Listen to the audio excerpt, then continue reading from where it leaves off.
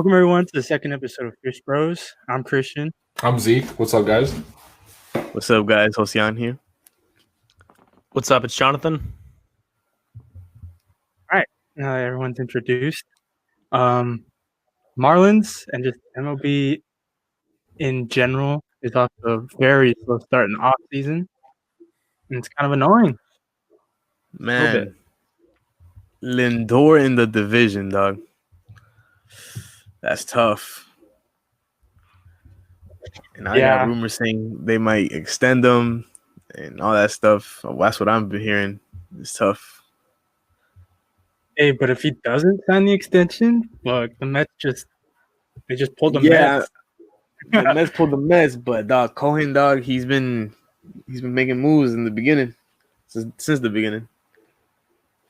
I don't know, bro. I don't want one of the best shortstops in the game, the best shortstop in the game, in my division for the next 10 years. True. I don't know. Like it's. I was scared. Like I was scared of the Mets when the deal happened, and I looked it up, and I was like, you know what?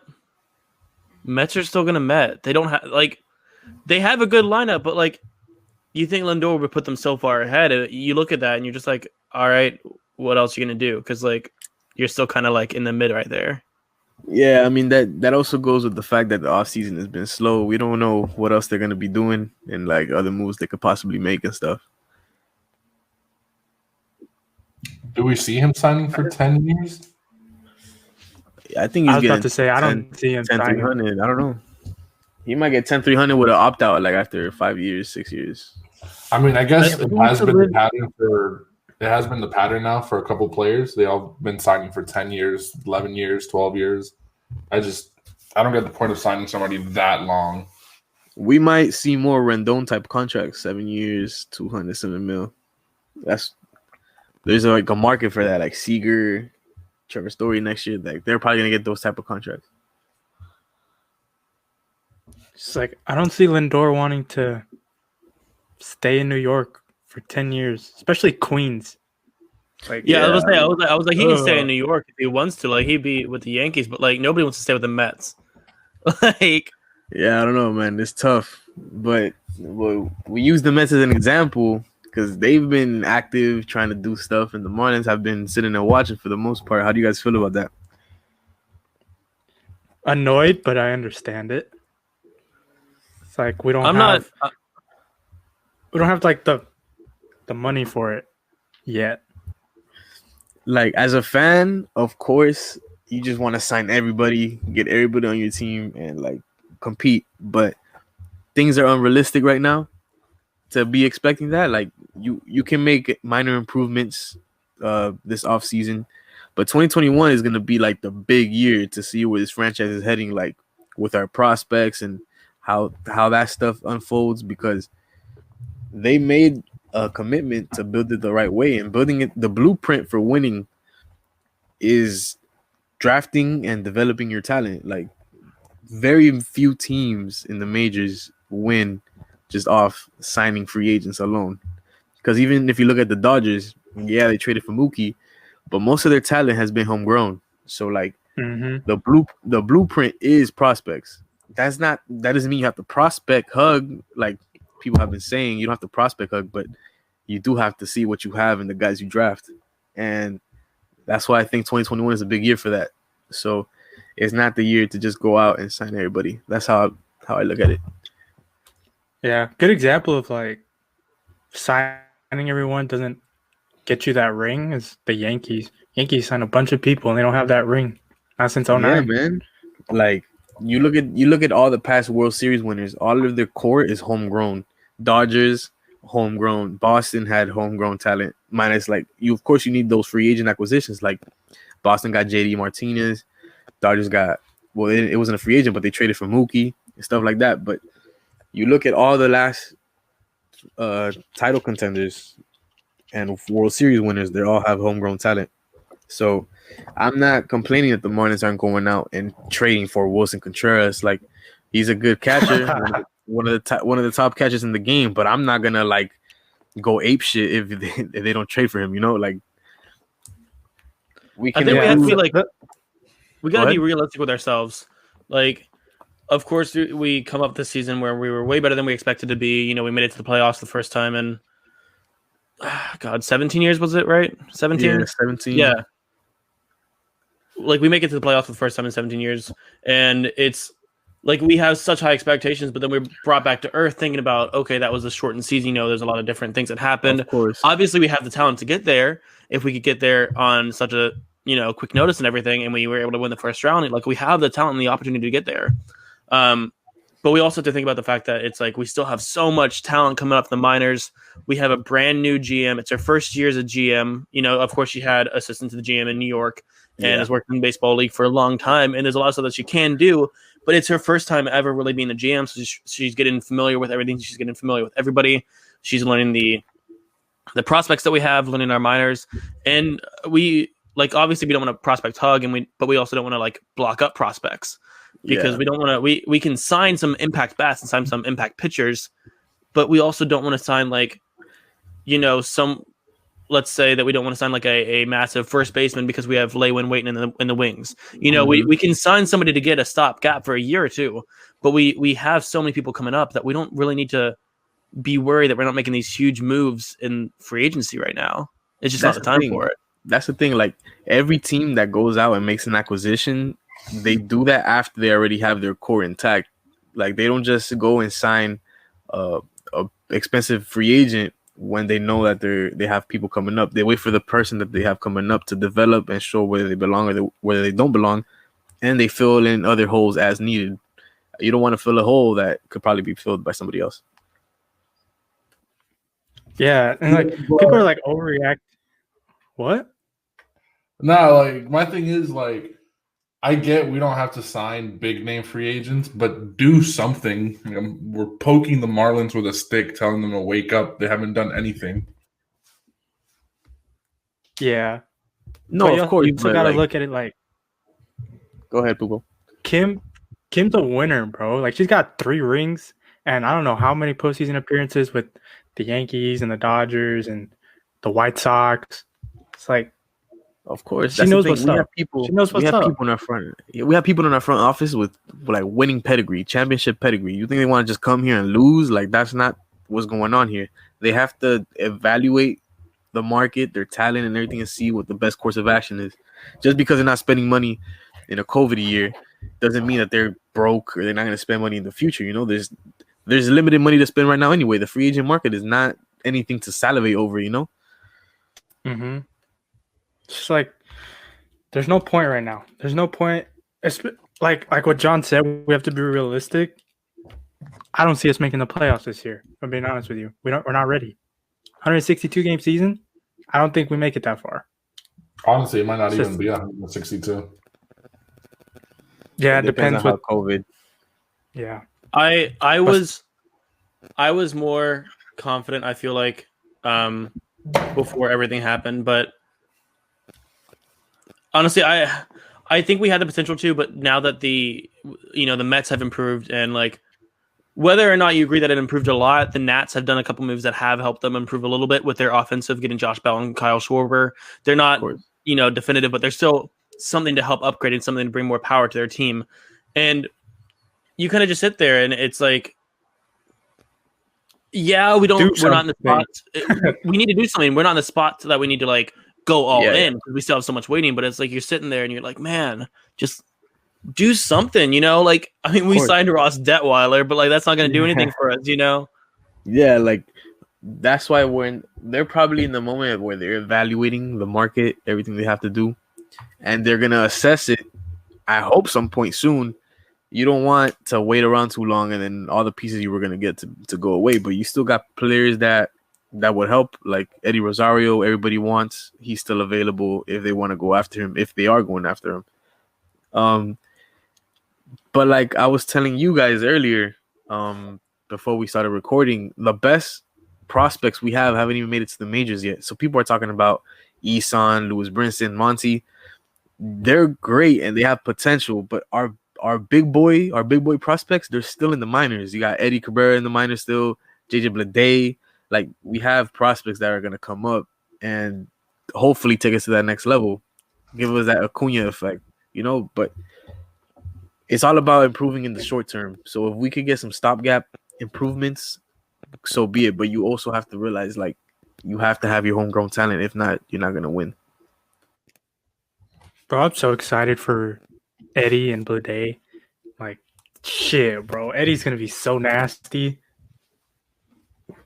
Eddie getting comps is saying that he's better than Sixto, and if he's better than Sixto, man, come on.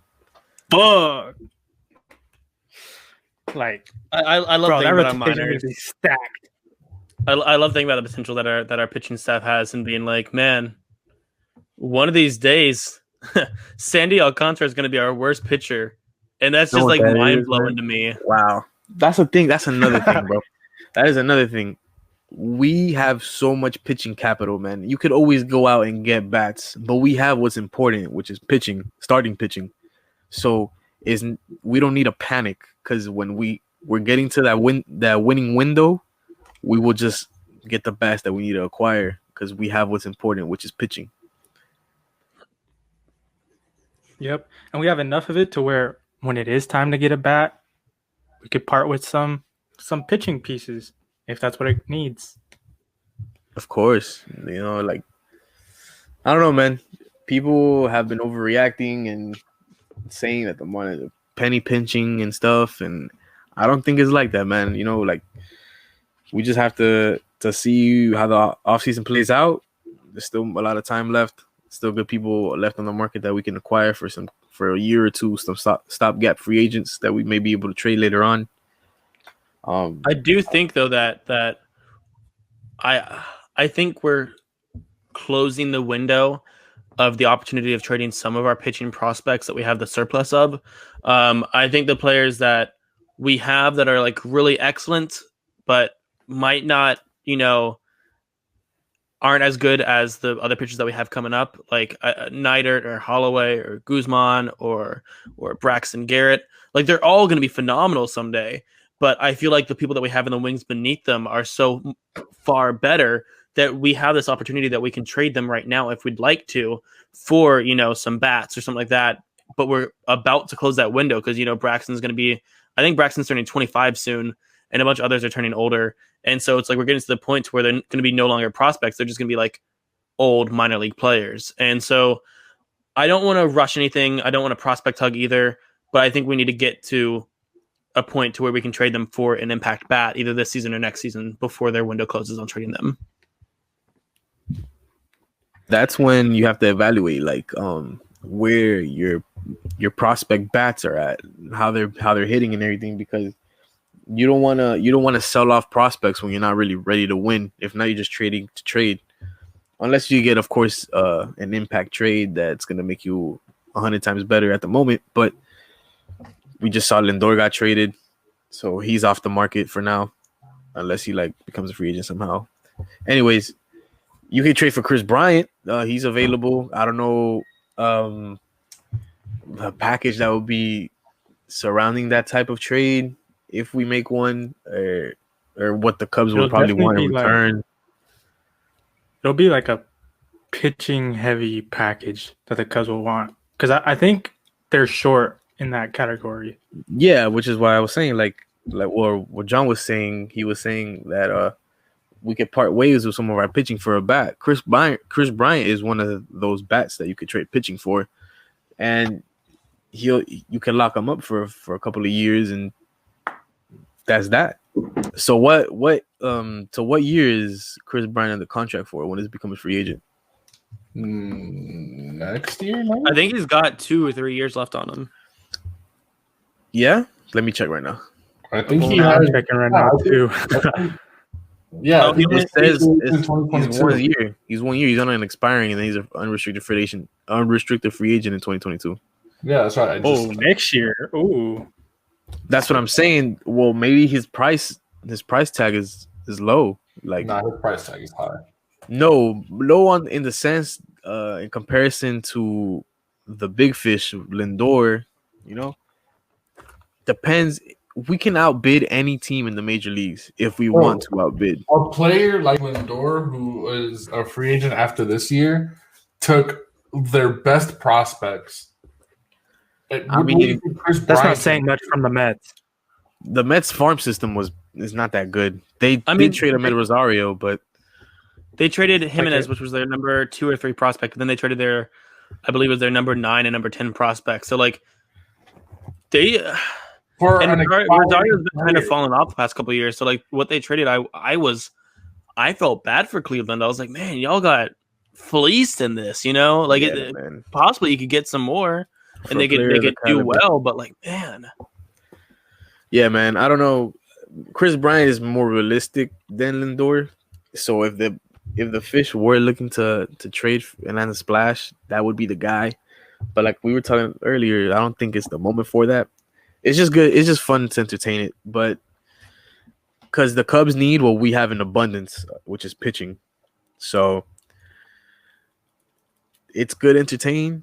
Do the Fish really want to go after that? I don't know, especially because he's a free agent soon, and he's probably going to cost a pretty penny.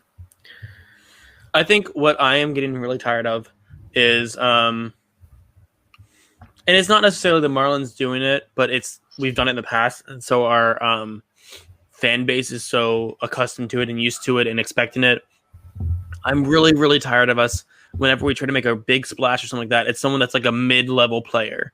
Like I was really hype about the Dickerson signing. I still am. I was really hype about the Marte trade. I still am. I think they're both really great players and they're above that mid-level, which is an improvement for what we used to be. But people are like, oh, let's get Nomar Mazara or let's trade for him in Hap. And it's like these are people who like openly bat 250 with like 120 something Ks, and it's like we have the ability and the money and the prospects to go get somebody that's a very impactful of a player. Yeah, and we're still stuck in this mindset that it's like, oh, we can only get someone that's so mid just because that's all we want to do right now. And it's like, I know that we don't want to block prospects like we were saying, but like if you have the opportunity to go get an improvement, why settle for someone that's just okay at best, Yeah, of course. Which is why I was saying earlier, like Wilson Contreras, he's good, but people on Marlins Twitter were talking if they were going to throw a riot if we wouldn't trade for him. Like our catching platoon right now is not the greatest, but we can always address that later on. Like Wilson Contreras isn't the end all be all, Like he's great. Yeah, he's not going to be a splash, bro. Yeah, like Wilson Contreras wouldn't be a splash, and people are treating Wilson Contreras like if he would be like mind blowing and team changing for the Marlins, and it just wouldn't be that way. It is way too much of an overreaction about it, and like Contreras overreaction for everything. Like the whole offseason, it's just been a huge overreaction by everybody. I think when we start trading, it'll be when like there's been a full evaluation of where the prospects are. Like if the front office doesn't think some prospects are gonna develop into who they thought they were gonna be, then off they go. It's like there's a time for everything, and I'm gonna trust the general manager who has 3 rings. So yeah, of course. Like it's her first year. Not even she hasn't been here a year. She's only been here a couple of months. She's still gathering her bearings, seeing what she likes, what she doesn't like, where we need improvements. Just because she's slow to start doesn't mean that there's not good things coming later on. We just have to be patient because there's not really much we can improve on that will help us in the long term right now, I think the one trade that I see that is realistic that would like to happen if we strike out on Puig, if we strike out on Rosario in free agency, I would love to see Benintendi down in Miami if the price is right. And yeah, he's a great defensive player. He's gone downhill a little bit with the bat lately, but like we got Rosen. Like praise be to Rosen, man. Like we just put all trust in Rosen. But man, go ahead. My fault. No. I'm done. You go ahead. No, so like I love Benintendi, man. Like he's a great defensive player. Has had a down year, like or a year and a half with the bat, but he could hit. Like when he's on, he could hit. The only thing about Benintendi is he's not really a major power bat, and that's really what the Marlins are lacking. So if we get him, yes, he helps us improve, but we still have that gaping hole of like somebody that could just smash balls, So the lineup, while we do get better, it still has that hole. That power hole. So we need to I think Puig. Go ahead. I think Puig would probably be our best option to sign in free agency, because I don't think he's going to cost much. He lives in Miami. He loves Miami. He almost signed last year, but I don't know. He wanted too much money. Yeah, and I don't know, man. Puig, and if they allow fans into the stadium, he'll bring at least a couple of fans. But I don't know. He'll make it fun, bro. He'll make going to Marlins games fun. It's like we need a spark. Like, we need a big spark. And that's why I'm really happy we brought Aguilar back, because I feel like he helped bring that spark a lot. Like, yeah, our team, we've always had a leader in Miguel Rojas. He's always been that mindset of a captain, a mindset of like playing hard, fight hard, everything like that. But we never had any player that had like the personality that like was just explosive to see on field, off field, and like in interviews. And so having Aguilar, who's just like the craziest guy, doing whatever he wants to do, it was just always so much fun to watch him play. Like, I remember watching, I was like, these are just like, I don't care if like Aguilar's out at first, like he's gonna make it exciting somehow, Dude, that's why I love Jazz so much, man. If Jazz pans out, that boy has superstar potential written all over him, like major marketing. Facts, bro. Like, he's just like, Jazz is insane. Monty's the same way, but Monty is not as outlandish, or like at least doesn't seem as outlandish as Jazz. When he's on the field, he just looks vibrant. He's having fun. Like, if Jazz pans out, that's the boy that's gonna be like the spark and the marketable guy. Bro, Monty's got swag, but like Jazz, he's got something else. Yeah, man, Jazz has spark. He's gonna be real fun to watch, and I think he'll be one of like the prospects that'll turn, like, he'll develop nicely, I think. I mean, he was in the majors for a couple of games this past season, and he struggled a little bit, but he still showed like immense potential with his defensive glove. Like, he has great defense out there at short. And he has power. Like, he struggled, but when he got a hold of that ball, that always warning track shots or homers, like he has that potential, man. I really hope our problem isn't defense, man. Our problem is the offense. We have good defense all around. We need to start hitting the ball more. Of course. That's why it's all about getting the right bats that don't stop your prospects from reaching the major league level, Puig. I think we get Puig for a year, at least 1 year. I think what I'm so excited about this year is I've heard from a lot of different people that we expect Blade to actually fight for a spot in spring training, and that'll be really, really exciting to see. And I don't think Blade, because I haven't seen much about him. I don't think he has the kind of swagger or the marketability that Jazz has or Monty has. But Blade is going to be one of the most exciting players on our team to watch. And so I'm really excited to see that, and really excited to see more of him in spring training and see him, blossom and hopefully win a spot. Maybe we don't even need to sign Puig or Rosario or something like that. That'd be really exciting.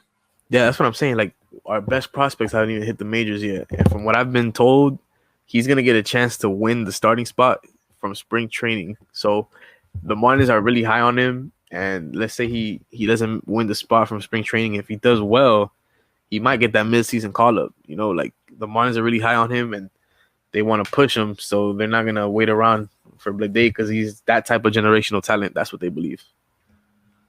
I think like what depends on whether or not Blade will see, like when he'll see major league action, is whether or not the minors have a season. Because in last year's spring training, I don't think Blade had like an outstanding average, but he hit the ball hard every time. Every time he hit the ball hard.